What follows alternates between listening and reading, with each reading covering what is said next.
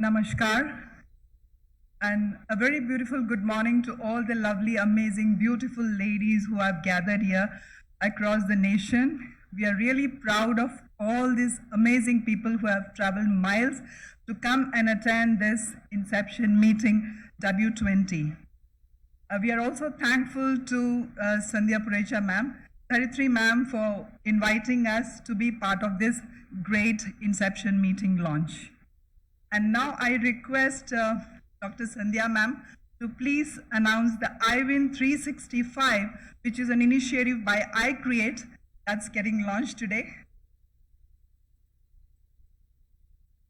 So IWIN 365 is all about the women entrepreneurs across the nation. This is a one platform where the women entrepreneurs will get a chance to showcase their talent. They will get the mentors, the best of the best speakers, and all the incubation centers will be on one platform.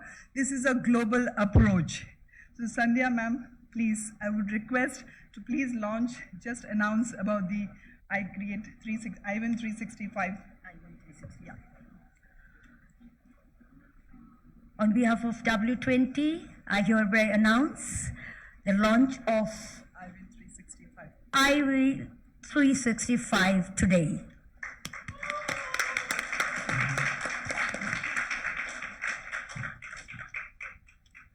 Thank you so very much. And one last thing I would like to conclude. Never give up. You all are amazing. There will be so many hiccups. There will be so many barricades, blockages in your life, but you have to bounce back. You all have the power, so much of love, power, and light to all the lovely ladies here. Can we hear for all of you? Thank you. Namaskar. Jayen, Jai Bharat.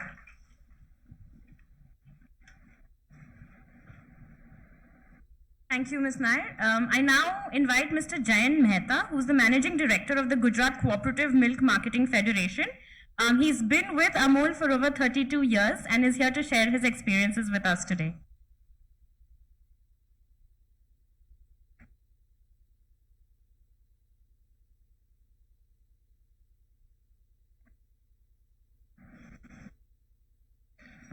Good morning and namaskar.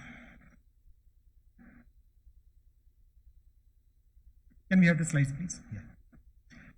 A warm welcome to all the international delegates to our beautiful country, India. It's a great pleasure and honor to have you all here. I had heard of Odd Man Out, read about it, but today I'm feeling when the Honorable Sherpa kept announcing and talking to the group as ladies and addressing you as ladies, I really realized what it means to be one. But I have the power with me of 3.6 million dairy farmers, the milk producer women of our dairy cooperative. And with that power, I'm here to present with you a story of what Amul has been as a cooperative working in the area of women empowerment. We've been talking about the priority areas of the G20 and the W20. And if you're looking at answers to the 5 major critical areas that we have identified, and we are proud to be an institutional partner for this initiative, be it grassroots level women leadership or women entrepreneurship, bridging the gender digital divide, or even treating women as change makers in climate change, and also creating pathways for education, I think we don't need to go far, but to look at this model very closely, a model which is as old as the country of India, and how we've been able to work together to build on this particular thing. Before that, let me give you a snapshot, because this is important, because here when we are talking of empowering women, we are looking at a market and creating their space and place in the market economy so that they have a long and bright future ahead, irrespective of whatever happens in form of the support which we get or don't get. Okay, talking about milk, it's very, very large industry globally. The world produces more than 900 million metric ton of milk. India produces about 20% of that at the moment. 22% of the total milk in the world is produced in India. 1/5 of that milk goes to the organized sector, and that 1/4 of that is handled by us as a cooperative. So you can see that Amul handles about 5% of the total milk of India and 1% of the total global milk. And this is the kind of opportunity that we see for ourselves in the years to come. The Indian dairy industry actually has not had a rosy, the way the growth was, it was very bleak in the early times of our independence. In 1950s, when India got independent, India's milk production was hardly 17 million metric ton, and it was told that the gutter water of London was better than the quality of milk available in the city of Bombay. So from those days, India emerged as the largest producer of milk in the world. And we'll look at the role and the story of how India has been contributing to the global dairy space, and the women of the villages of India have been actually leading that way. Talking about future, in the next 10 years, India will produce 1/3 of the total milk in the world. And 2/3 of the total incremental milk the world is going to produce in the next 10 years will be coming from India. So that shows the might and power of this industry and the power of the women who run this entire thing. Talking about Amul, we handle close to 27 million liters of milk every day, which is collected from 3.6 million farmers across 18,600 villages of Gujarat. In terms of processing, we are the 8th largest in the world. And in terms of sales turnover, the turnover last year was $8 billion. We are growing at about 20%, and we should be soon a $10 billion enterprise in this year. So this is the collective might of the brand these women producers have created. In terms of transactions, it's pretty huge. 20 billion packs of Amul products are sold every year. It's the largest in the world. The number 2 is Coca-Cola, which is perhaps half of it. So this is the kind of consumer interactions that we have with the brand. Cattle feed, number of products that we sell, dairy products, more than 50,000 SKUs and million retail outlets. So that's the huge size and scale of the organization. In terms of volume of milk, it's the 8th largest in the world, operating out of one single geography of a province called Gujarat, which is close to Maharashtra where we are, and also among the top 10 strongest dairy brands in the world, and also the fastest and the most important brand in the world at the moment. Let's look at the role of women and how they've been able to create this particular enterprise over the last 7 decades.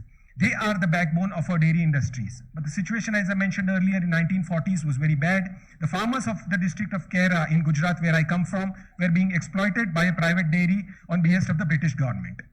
That is where the farmers came together. They went to a tall leader of India, the Iron Man of India, called Sardar Vallabhbhai Patel.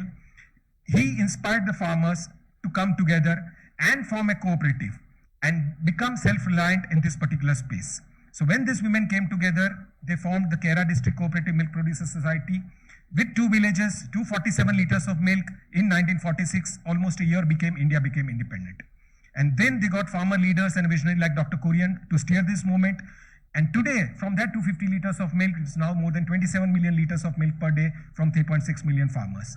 And most important part of our industry is the 80% share of the consumer's rupee goes back to the producer. You come from Europe, you come from US, you come from different parts of the world. The producer share in those countries is only 1/3 from what the consumer spends. So this is where the role of a cooperative comes in, and that's the role of the women power comes in managing the enterprise, keeping both the consumers happy and the producers happy. Model is very simple but very effective, and this is the 3-tier model in which all the women, all the milk producers in a village come together to form a village cooperative society. There is no restriction of any caste, creed, religion, anything to become a member. Anybody with a cow or a buffalo can become a member. So you start an enterprise, and here we are talking about micro enterprises. You start an enterprise with just 2,000 to 4,000 Indian rupees, which is hardly 20 to 40 US dollars. And that's how you become a member, own this great brand. There's a union which takes care of processing of the milk, which is again owned by the farmers, and the marketing federation, which I represent, also is owned by the farmers. So the brand, a $10 billion, the strongest brand in the world, is owned by the farmers. And this model was replicated across India under what is called the Operation Flood program, and India became the largest producer of milk in the world. Today, with 220 million metric tons of milk, we are double than that of number 2, which is United States. It's about 100 million metric ton. And more importantly, as Honorable Minister mentioned in the speech today, Madam Irani ji, more than 100 million farmer families are involved into this, and that's where the role of the women is. They have been the largest beneficiary of this dairy farming because it provides them income, employment, and respect in the society. And that's where their efforts get the best results on a sustained period over a long period of time. Let me now talk about also one important aspect. India is among the largest producer of wheat in the world, oilseeds in the world, pulses, and so on, agriculture products in the world. But milk is the largest agricultural crop of India, more than the value of output of wheat, paddy, pulses put together. So this is the power of a collective, and the government also supports it with variety of incentives. And the slogan, which is Sahkar se Samruddhi, which is progress through cooperation, is the new slogan which is given by the new Ministry of Cooperation formed, which is where they are steering the activities of a cooperative, putting together collectives not just in dairy but across variety of fields in the country, and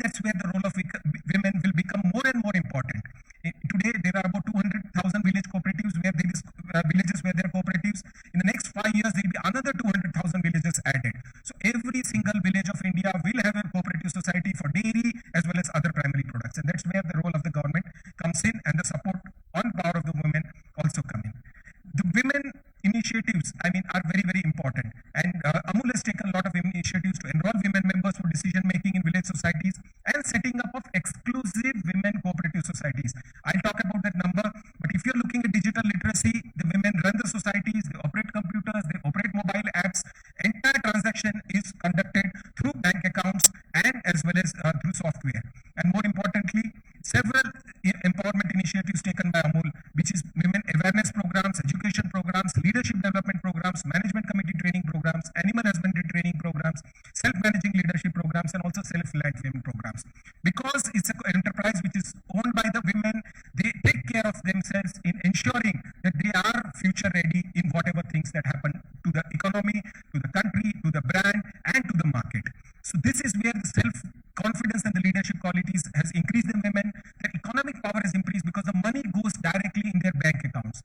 The participation in animal husbandry business, which helps them grow their business, decision-making power is with them, improved social status, improvement in the animal husbandry practices, and improvement in the milk procurement system. So overall, it's been a very, very comprehensive way in which women have been able to drive this industry and grow with it.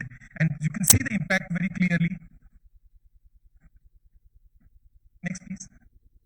1.25 million, 34% of the women are directly attached to us. Actually, 100% job is done by the women, but 34% are directly involved. So because this is the initiative we took to register the bank account of the woman leading to do that. There are about 26% of village cooperative societies which are run exclusively by the women. So they are a part of the management committee members. They run the entire board. And you can see that there are 77,000 odd committee members. One of them, Sudhaben, who's a vice chairman of one of our district unions, is there, and you will hear us speak today afternoon. But these are the 77,000 board members. These are people who may not be literate, but they can run the companies, they can make balance sheets, read profit and loss accounts, and also challenge the operations of the district union and the state. So this is the power of literacy and education which has come to them. And more than 82 members are on the board of our milk unions. Each union has about 15 members on the board. We have 18 unions. So you can see more than 1/3 of the women are also on the member of the district unions, running organizations which are about $1 billion each. The use of promoting circular economy through use of cow dung also has been very, very prominent now. There are thousands of villages in which such kind of biogas plants have been there, and the government of India recently announced in the union budget more than 10,000 crores, which is about $1.2 billion for promoting such kind of circular economy activities. And you can see that these women will play a role in protecting the environment also, looking after their families, and also looking after themselves. So this is where the comprehensive role of women come in. And today, as I mentioned, 30% of the total milk by 2030, and by about 2047, when India achieves 100 years of independence, almost 45% of total milk will be produced in India, and that's what will give the economic power to our women dairy farmers across the length and breadth of the country. So when India becomes dairy to the world, and when women dairy farmers enrich the nutrition of people and empower their livelihoods, and this is what it is. Jayen, finally, to end, looking at this effort and the enterprise of the women, people have come to realize, and this is what we also believe, that our currency is not milk. Our currency is trust. Our currency is trust of the people, the women who run it, and the processes and the brand that the consumers own. And that's what actually propels the brand forward in the global markets. And this is where I finally end. That is the 3.6 million mothers rise every day to nourish the family of 20 million city mothers. So it is the world's first Mothers for Mothers network. And that's where we salute the role of women in actually building this enterprise. And finally, in words of Dr. Korean, we have traversed a path that few have dared to. We are continuing on a path that fewer have the courage to follow. We must pursue a path that even fewer can dream to pursue. Yet we must, because we hold in trust the aims and aspirations of millions of our countrymen. Thank you so much for the time and this opportunity, and look forward to a fruitful interaction in the days to come. Thank you so much.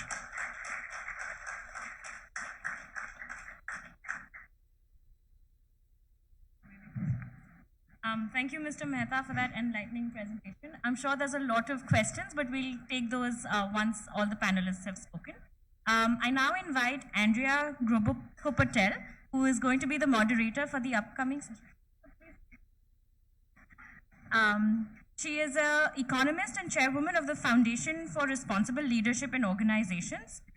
She's also a founding member of an agribusiness company in Argentina, and is an authority in corporate governance, family, business, gender, and diversity. She's participated in various national and international conferences, including parliamentary seminars and the World Economic Forum, where she advocated for women's leadership and inclusion. She has received recognition from various publications, including Women Who Rock and the International Finance Corporation, where she was selected as one of 20 trailblazers in women's leadership. Welcome, Andrea. I'd also like to invite on stage our panelists, Ms. Jahnabi, Phookan, Dr. Sevim, Zehra, Natasha, Majumdar, and Ms. Satoko Kono. Over to you, Andrea.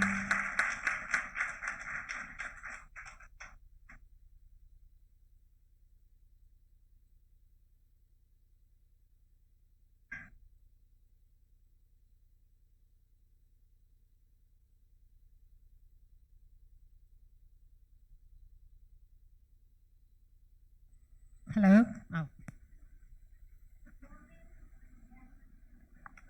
Good morning. Namaste. As you say, I'm Economist, and I am a farmer. I live in a small city 3 hours from Buenos Aires, and I am agribusiness. So and my city is a place where the milk production is very important in Argentina.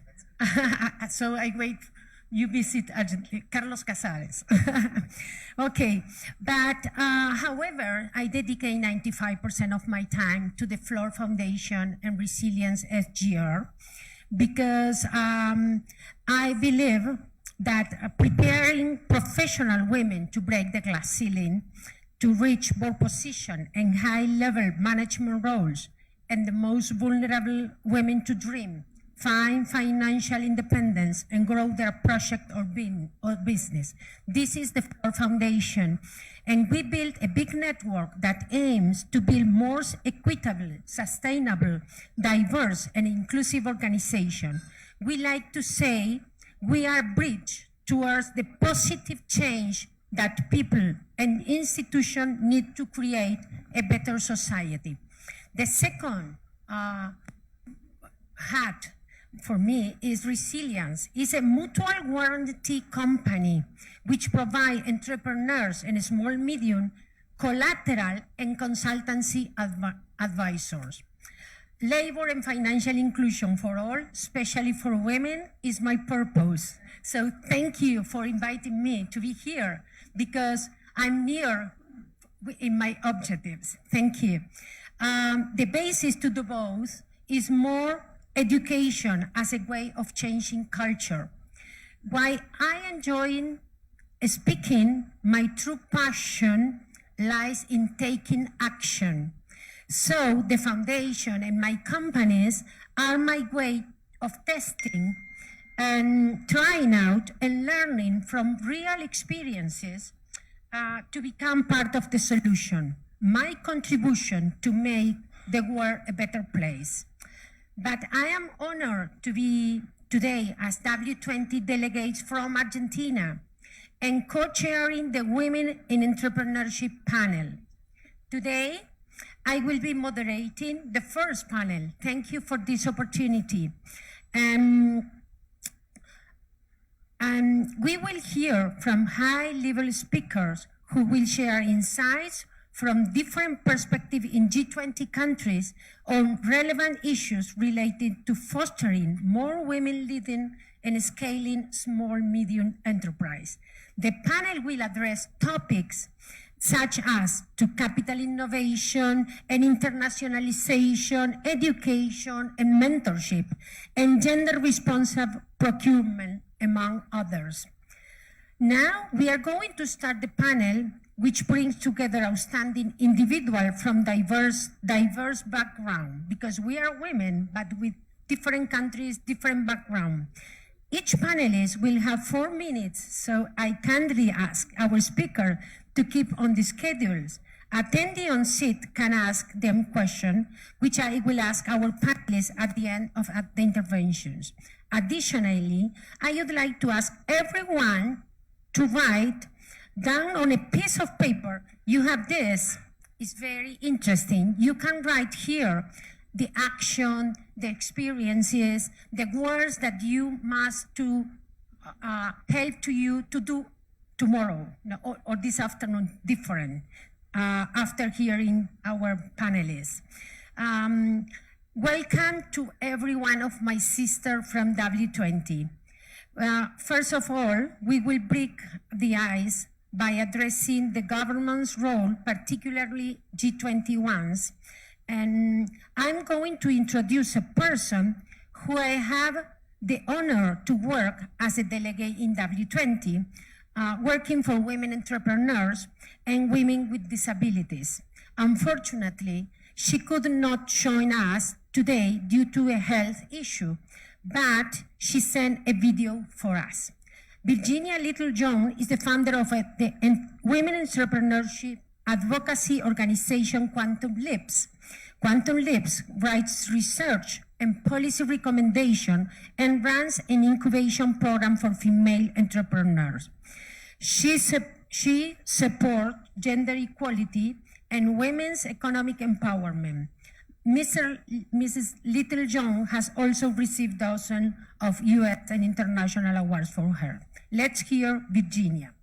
In December 2021, Italy created the Women Entrepreneurs Act initiative, We Act, for which I serve as the global coordinator.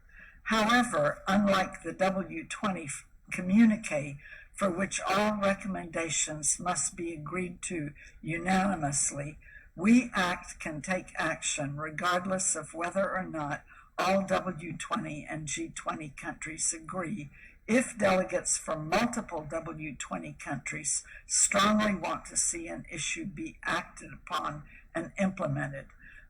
We Act recommendations have come primarily from the Women's Entrepreneurship Working Group, but we've also coordinated with other working groups with some overlap, including digital, rural, and finance.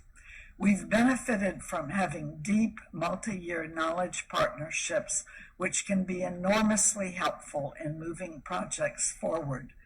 In 2023, we expect to focus on action on recommendations that have appeared in one or more W20 communiques and to pursue funding to help drive implementation. We expect to partner with ITC in training countries and women's business associations on how to create women's public procurement initiatives, continue working with the OECD and Global Web on developing a women entrepreneurial policy framework and a roadmap for ecosystem development, work with WeFi, the World Bank Group, and the Financial Alliance for Women to get W20 countries to adopt a women entrepreneurs finance code based on a UK best practice, collaborate with ITC and other partners on green skill building, fintech and mobile tech for rural women entrepreneurs, create a G20 gender data network with Open Data Watch and Data 2X, and a national strategy on gender equity and equality, starting both initiatives with women's entrepreneurship and then expanding to include other gender statistics. Develop partnerships and proposals for digital capacity building for STEAM entrepreneurship, create a federation of women's angel networks in the European Union, followed by other geographies, alternatives to collateral, scaling up, AI, algorithms, and future-proofing your business. We will be having joint meetings of the W20 Women's Entrepreneurship Task Force and the We Act Working Group at CSW in New York between the 6th and 17th of March, with further information forthcoming from Andrea, Grobocopatel, Ana Fontes, and me in the near future. Thank you very much. It's always a pleasure to listen to your sister. She has a very long travel in this. So undoubtedly, incorporating a gender perspective in public and private procurement is essential to creating equal opportunities for women-led businesses and promoting a more inclusive economy. Now, we will continue with an Indian fellow. I am more than happy to introduce Natasha Majumdar, who will share some data on women entrepreneurs around the world and how can governments help them. As Amfori's network representative in India, Natasha has a rich background in the area of sustainability. Natasha worked with Bloomberg for 7 years. She was the South Asia manager. In 2011-12, she worked to build Bloomberg's sustainability database across environmental, social, and governance parameters. Amfori, she gained insight into on-the-ground working conditions. She's experienced in assessing compliance across health and safety, compensation and benefit, occupational hazard, fire safety, child labor, and bonded labor, among many others. Natasha, can you shed some light on the state of play regarding women entrepreneurs around the world and share the best practices to increase the number of women entrepreneurs with a focus on gender responsive procurement? Thank you. Yes, thank you so much, Andrea, and such a warm welcome. And it's really a pleasure to speak to all you, fabulous, enriching, inspiring, strong, and motivated women. I think this is a wonderful platform, for everyone to come together. And I know we will have many more interesting discussions over the course of the day and tomorrow, and looking forward to some strong messages. But really to, take forward from what Andrea initiated, gender responsive procurement, it is a game changer in some ways. And allow me to share, perhaps what some of the benefits could be in the same. What we do already know is that globally women own more than 30% of businesses, yeah? But they receive only 1% of the procurement spend of large buyers such as corporations and governments. Now, meanwhile, the public and private sector spends trillions on goods and services. So leveraging governments and businesses' purchasing power is a critical part of the solution to achieve gender equality and to empower women globally. To do so, governments and businesses need to take into account the impact on gender equality and women's empowerment while selecting services, goods, or civil works, also known as gender responsive procurement. By driving money into the hands of women business owners, it's enabling them to compete in a global marketplace. Gender responsive procurement has huge potential in empowering women in nano, micro, and startup enterprises. GRP is also essential for upholding women's basic rights in the supply chain, including fair wages, childcare, access to finance, and safe workspaces that are free from gender-based discrimination, violence, and harassment, and allow women to have access to grievance mechanisms. What are some of the real benefits of GRP as we look at this? And Andrea, feel free at any point of time, as we want to move to other panelists also.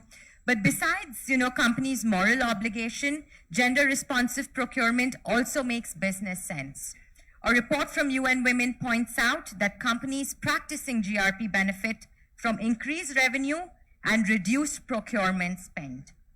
Amid a challenging global context with increased supply chain disruptions, as we have seen during COVID, GRP gives companies the tools to build greater supplier availability and resilience. GRP strengthens companies' brands to customers, peers, investors, and employees, which drives business and brand loyalty. GRP is correlated with more innovation and adaptability, allowing companies to better respond to companies' needs. and GRP helps spur the influx of new diverse talent.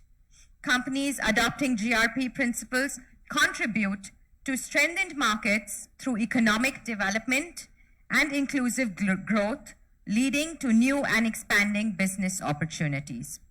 Against this rich background of benefits, Amfori has collaborated with UN Women and WE Connect International to implement gender-responsive procurement training program. To give you a perspective, at Amfori, we bring together over 2,500 retailers, importers, brands, and associations from more than 40 different countries and enable responsible business conduct by offering programs, services, and tools supporting our members with environment, social, and governance due diligence for their value chain, and advocate for sustainable and open trade globally. We call this trade with purpose. So at the program that Amfori did take forward, we helped participating companies based in Europe and in the Asia Pacific to enhance GRP knowledge and build awareness to better understand their current progress related to GRP, to also complete a GRP assessment, which does highlight their process, to build awareness of business benefits and adopt GRP policies, and to develop an action plan and implement practices and programs focusing on gender inclusive sourcing. What is really interesting to share is that more than 70% of the participating companies reported to having acquired new opportunities through the program to advance GRP in their respective companies with the aim to increase sourcing from women-owned or gender-responsive business. Really one very quick highlight, if I may be allowed to, really quickly learnings from the GRP program, because I think this is also important in really taking forward how GRP can be incorporated into further policy. So the GRP assessment results do clearly show that while private sector companies are motivated to promote gender equality in supply chains, GRP remains in a nascent stage of development, Andrea. There's still more work that can be done there for many countries to achieve gender equality across business operations. Codes of conduct can play a key role in nudging both private and public buyers to develop or refine their gender-responsive procurement policies and incorporate gender considerations in their tenders.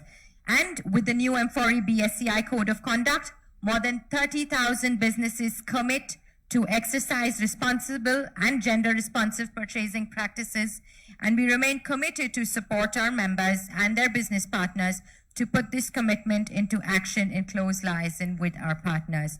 Lastly, to this end, we will explore a closer collaboration with ITC's She Trade, which could play a role in helping members to champion inclusive trade and impact the lives of workers and communities along global value chains. Andrea, back over to you. Thank you. Thank you, Natasha. Yes, please. You have truly shed light on the vital role that government can play in fostering female entrepreneurship. And we are inspired to continue towards creating more opportunities and support women in business. And now, I would like to present our third speaker, who is Sevim Zehra Kaya. Sevim is going to speak on business case on innovation for women entrepreneurs implemented in her country, Turkey. And Sevim Zehra Kaya is vice chairperson of KADEM's board of directors. She specializes in TV journalism and modern Turkish literature, and serves as doctor lecturer at the Istanbul Sabahattin Same University. Throughout her career, she participated in voluntary activities in various human rights organizations. She published several academic papers and opinion pieces and took part in civil society projects. Sevim is married with 3 children. And now it's a pleasure to have you here representing Turkey. KADEM has been carrying out in annual rounds the Women in Innovation Project. Can you tell us about the project component and process? Thank you, Andrea. With your and all distinguished delegates' permission, I will start with the dedication of my words to my people who lost their lives in the earthquake of the century in Turkey. And also, thank you. And also to my people lost their dear ones because of the disaster.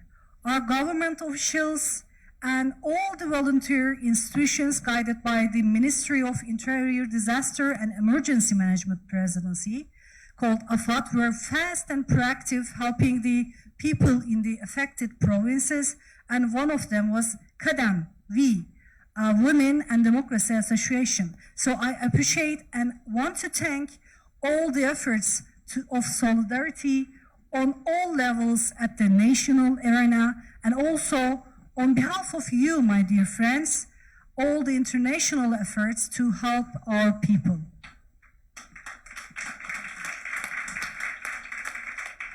All the while, as KADEM, we try to keep an eye on gender responsibility in order to solve women's problems with all our representatives all over our country.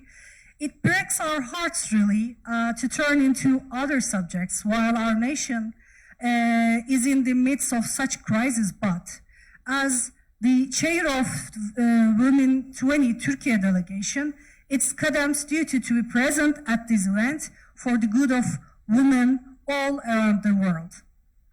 As for your question, Andrea, KADEM organizes the Women in Innovation project with the support of the Scientific and Technological Research Council of Turkey, TÜBİTAK, it's shortly, and we have stakeholders like municipalities, investment companies, and also related organizations. Because our project is compatible with Turkey's 11th National Development Plan, aimed to increase the labor force participation rate of women and their employment rate. This involved providing women entrepreneurs with consultancy and guidance services in their business development processes. It also involved giving priority of support to women.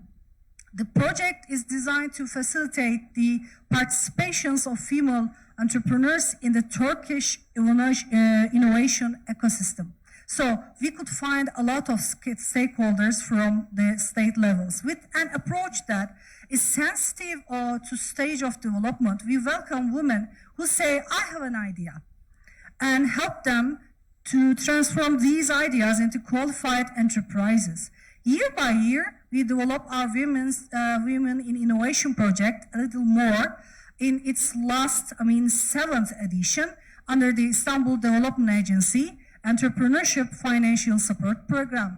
During the election processes, candidates were categorized in an inclusive approach according to the stage of development of their ideas. There were those who were at this idea stage, those who were at the pre-incubation stage, and those who were at the incubation stage also. Following that, the candidates entered a 5-day entrepreneurship camp. During the camp, they received qualified entrepreneurship training to help them transform their ideas into business plans and implement them. The educational content received support from stakeholders, managers from the industry, and private sector companies. The education covered such topics as lean entrepreneurship, market research, competitive analysis, processing, prototype development, incorporation and financial management, intellectual property, business plan writing, and presentation techniques also.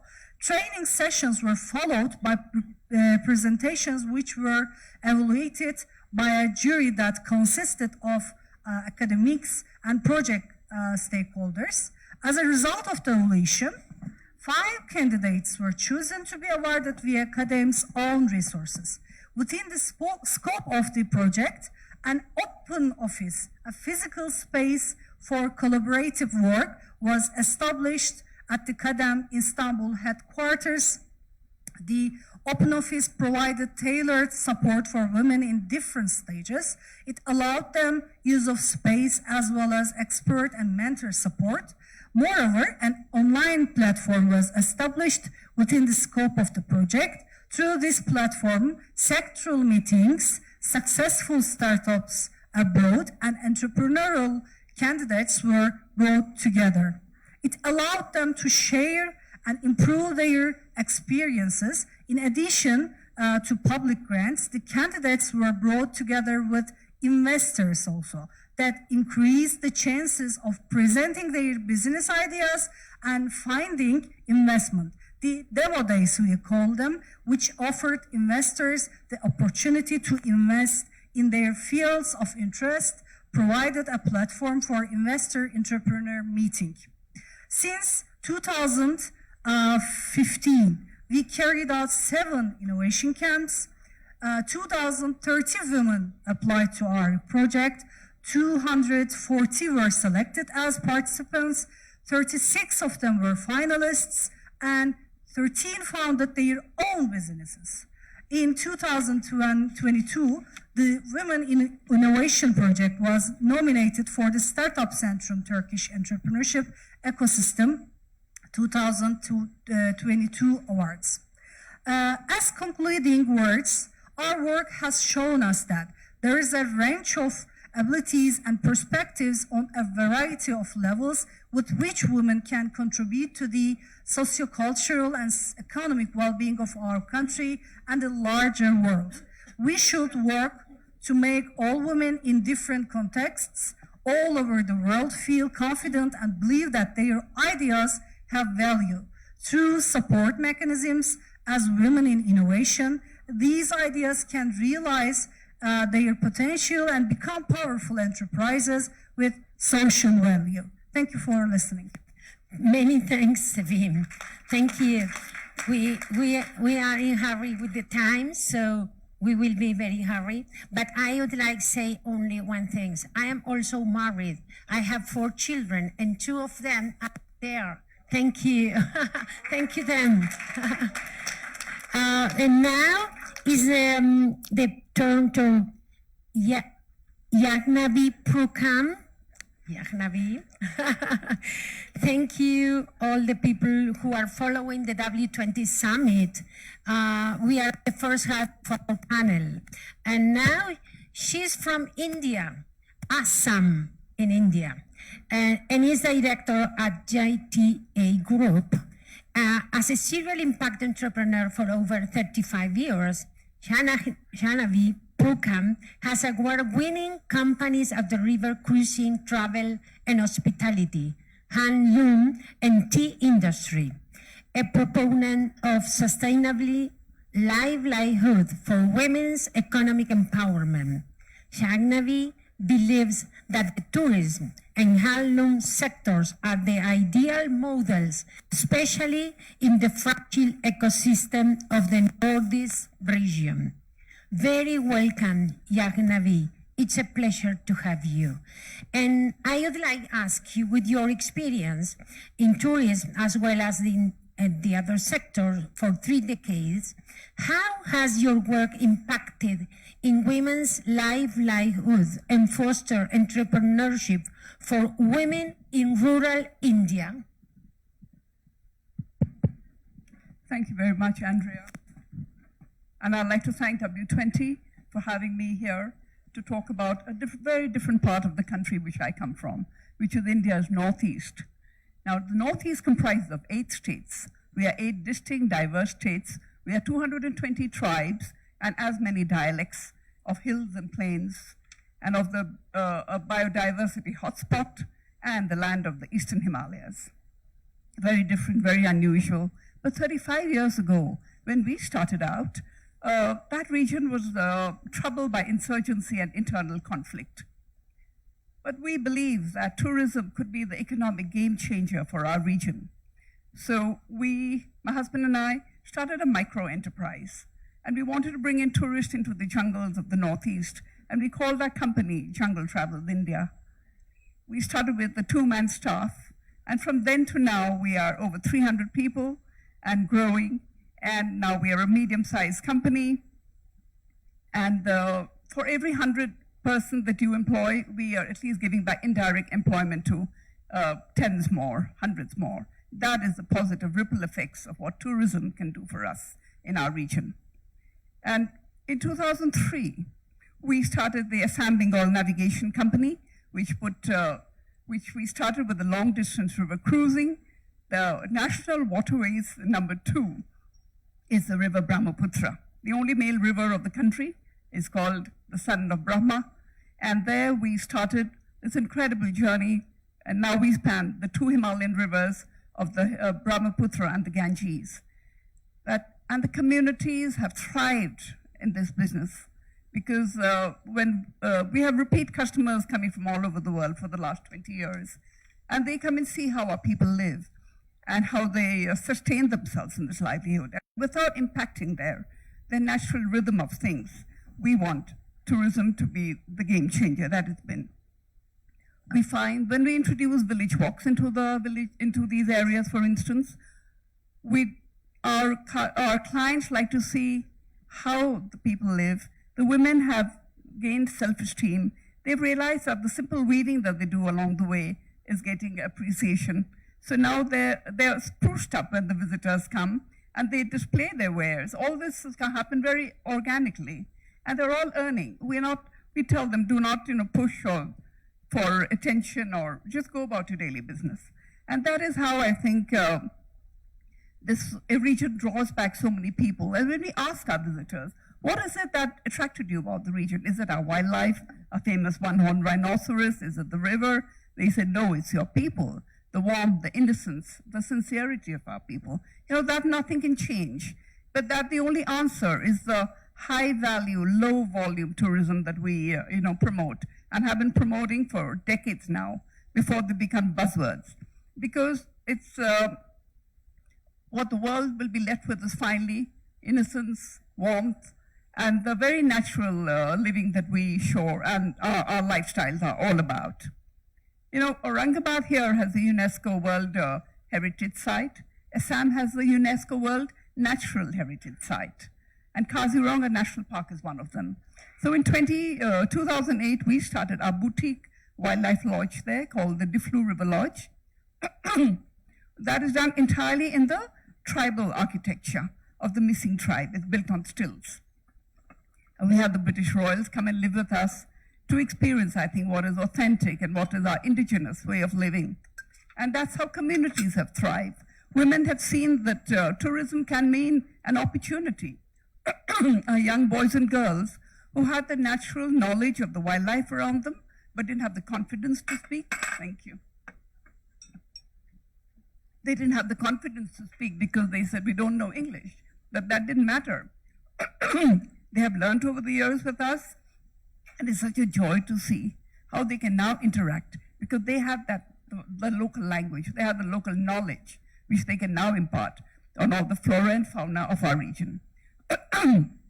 But this we've seen how the women have also thrived.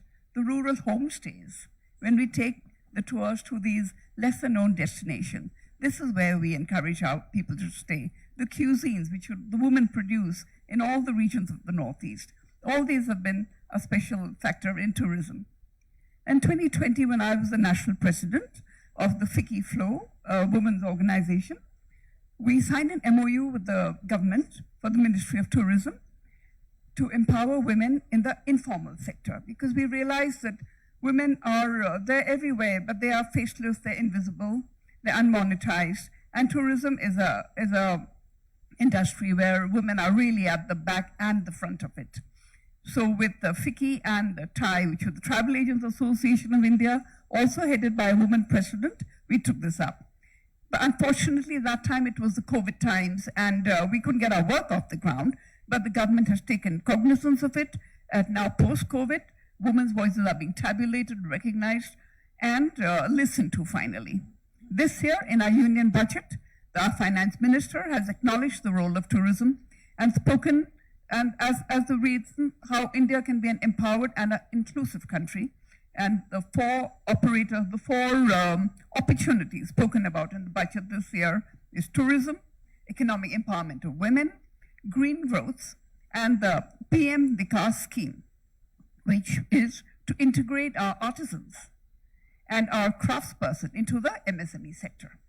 So this really reinforces what we've said, that we believe that is tourism and it's the handloom and the handicrafts, which are the sustainable livelihoods for women, particularly in the informal sector and particularly in the fragile ecosystem of the Northeast where I come from. So that's my little story, and that's our simple story, that each one of us can really make a difference.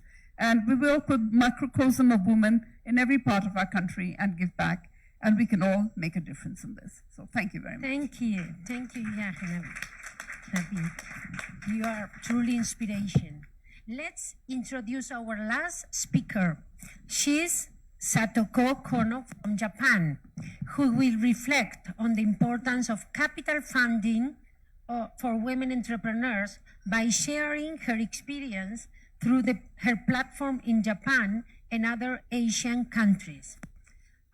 She serves as the president of ARUN. ARUN is Japan's first social investment platform for empowering people in developing countries and in Japan through social investment, business matching, knowledge and experience sharing, enabling motivated investors and entrepreneurs to connect and support each other. She previously worked in Cambodia for 10 years with NGO and international aid agencies, including the Japan International Cooperation Agency and the World Bank. Dear Satoko, you have plenty of experience in investing in entrepreneurs from Asia through a gender lens. What are the issues women entrepreneurs face, and what do you do to reduce the gender gap in a startup finance? You have 4 minutes, no more. Okay. Thank you very much for this opportunity. I think it goes, doesn't move.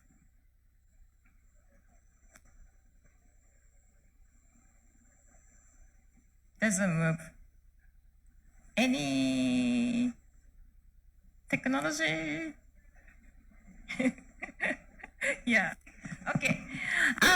My bio is in a book, so maybe. Okay. All right. Thank you very much. Yes. Okay. So you can see my bio in the book, so I will skip. But what we started to do social investing is inspired by an entrepreneur like you. So the ARUN's vision is really to embrace the full range of talents and abilities, regardless of background and economic status, and really inspired by an entrepreneurs in Cambodia. ARUN means maybe familiar to the Indian people, a sun and a dawn. It's the same meaning in Cambodia, and we took it because it shows the hope and energy of the day and of the entrepreneur. What is impact investing?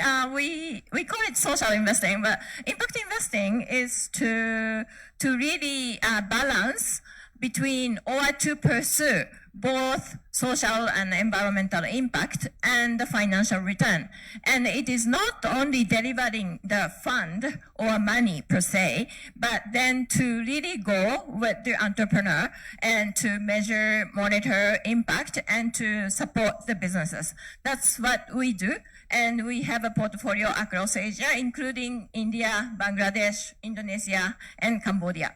We do a business competition called the CSI Challenge, which we try to build the platform to link between not only investor and the entrepreneur, but also other stakeholders, so that we can all together to work to build up women entrepreneurs. And we do the business competition together with our fellow Ayaka who is delegate from Japan as well. She is from Sasaga Peace Foundation and other corporate sponsors. They cooperate with us to have this gender equality innovation competition. The key question that Andrea asked, what are the issues women entrepreneurs face? Especially, there are a lot, but the other speakers already addressed. So I will go directly into the finance. So you know that globally, the gender gap could bring additional GDP, maybe 12 to 28 trillion US dollar. So it's a huge. And then some studies said that if you make the women's participation to the economy to same as men, then the GDP will increase 26%. Or if your company make it gender equal, then your growth rate will be 10 to 15% more. So it is clear that the economical benefit is clear. But then at the same time, as many people said, there are more non-banking users of women than men. Men being 44% in global average towards the women, 56%. Or there are more difficulties for the small and medium enterprise or nano enterprise of women entrepreneur to get the finance. What are the issues, challenges there? Because of this, I put the slides. So there are many, and I think you know better than us, or you know about your own country, but let's pick up some of them. So one, financial products requirements, maybe financial statements of 3 years or collaterals. And collaterals, what happened to the ownership if women do not have ownership on land, property, and also sometimes the financial institution require male guarantors and the female only. The head does not give a loan, or maybe unfavorable loan terms and conditions to the same business with men. So why only for women? They have different conditions, or maybe this is related to another issue, but then a disrespectful attitude towards women. Okay, I can go on. Wait, it doesn't move. Okay, I can go on.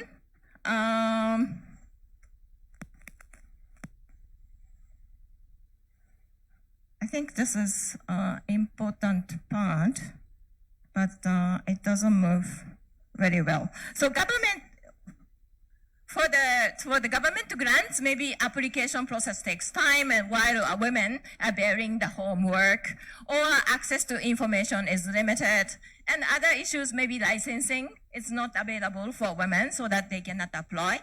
And even you advance your business, still there are some limitations that the different terms for between the discrimination between men and women entrepreneurs, or if you go to microfinance law, cap or the high interest rate, all those things inhibit. And then another cultural issue that the women go for pitching, but then there is a gender bias and from the male judges, so that they cannot get good prize, or maybe the influence of the male dominant tech industry. So we provide a capital to women, and which is women-led business or women in a supply chain, and access to finance will be strengthened. And just two examples. One is a women entrepreneur who work on economic empowerment of rural women in Indonesia. And another one is Indian woman who is trying to reach to the sexual and reproductive health issues. So you can see that the economic empowerment, not only economic empowerment, but then the sexual and reproductive health also can be addressed by finance and addressed by the entrepreneur. So that gender lens investing is very important to bring in this transformative approach to the finance, and that will lead to the transformation in our society. Thank you.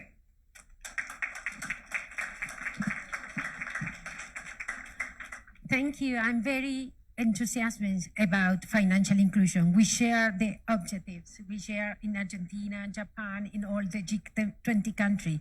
We are grateful with our expert panelists for sharing their valuable experience that we use in the process of the G20, the W20 next month. Thank you so much. I am not sure if I invite you to do the one or two questions, or I did the question. What do you prefer?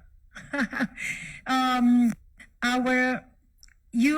are going to be brief to respect the schedule, but do you have one of you one question or two questions, no more?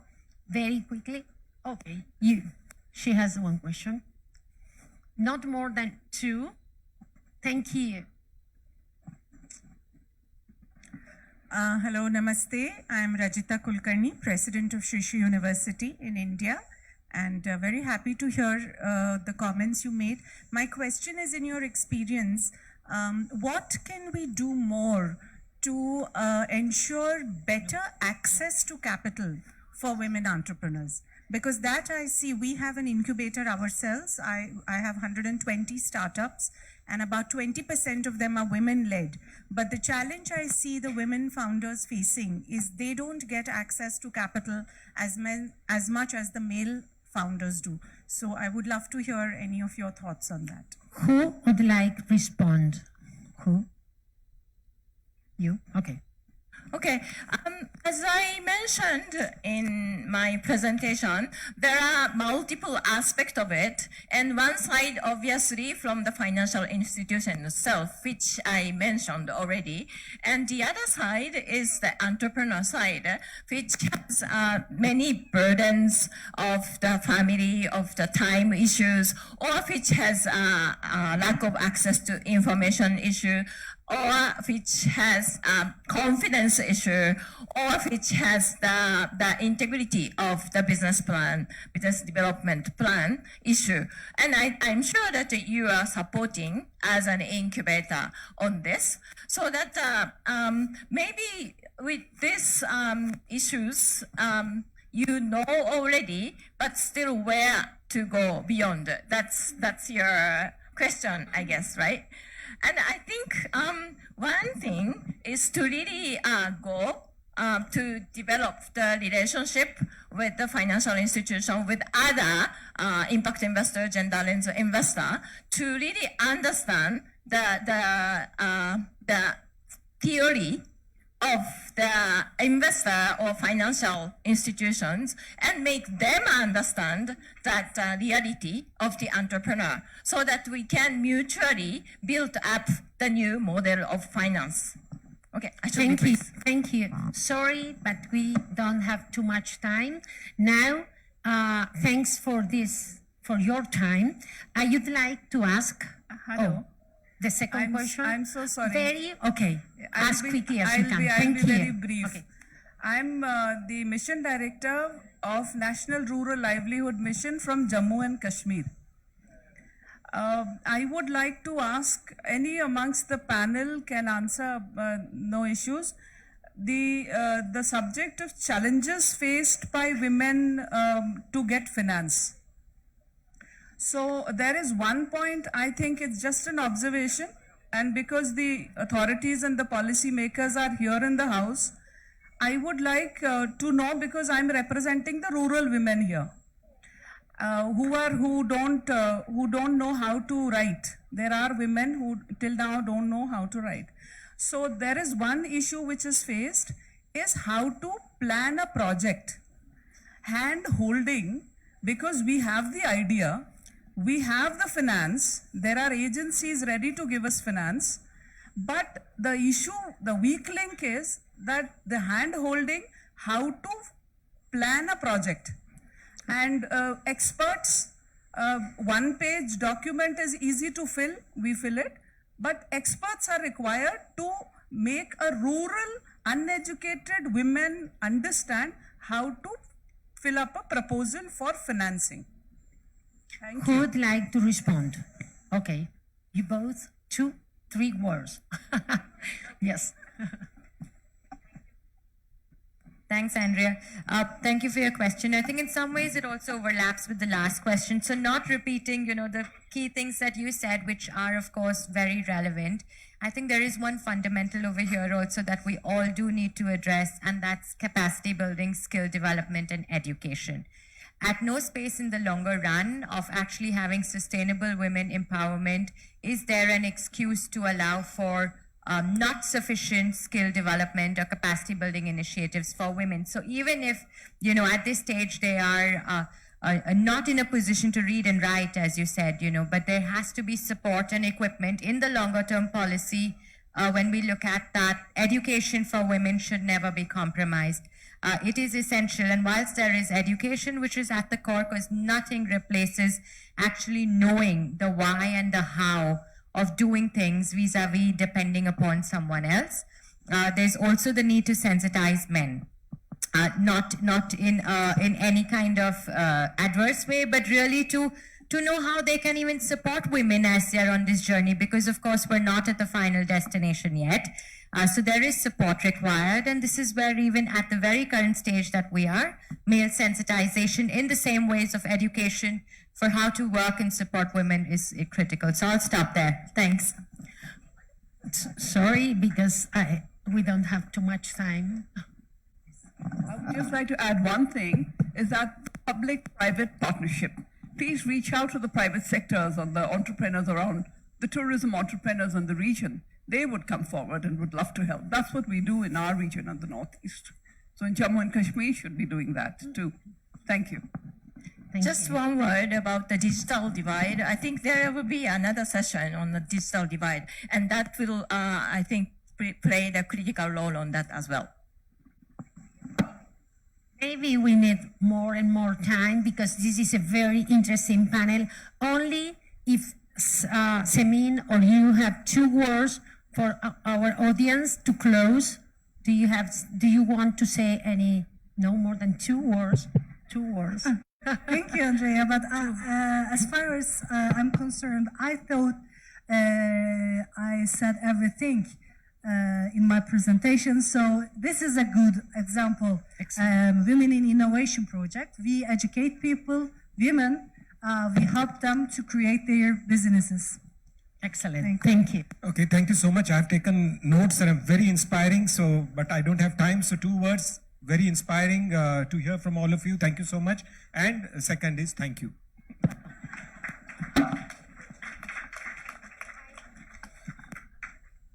Oh, hello. I always finish my presentation and saying this. I don't want to die before I see real changes. I believe we are all working hard on this issue.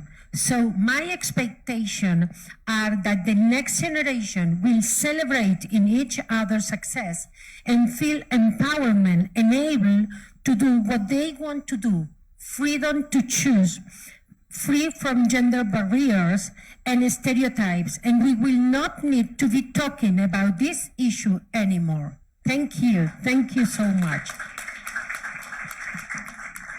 Thank you, Angela, and thank you all the panelists for your inspiring stories. I think, like Angela said, each of these could be a session on its own.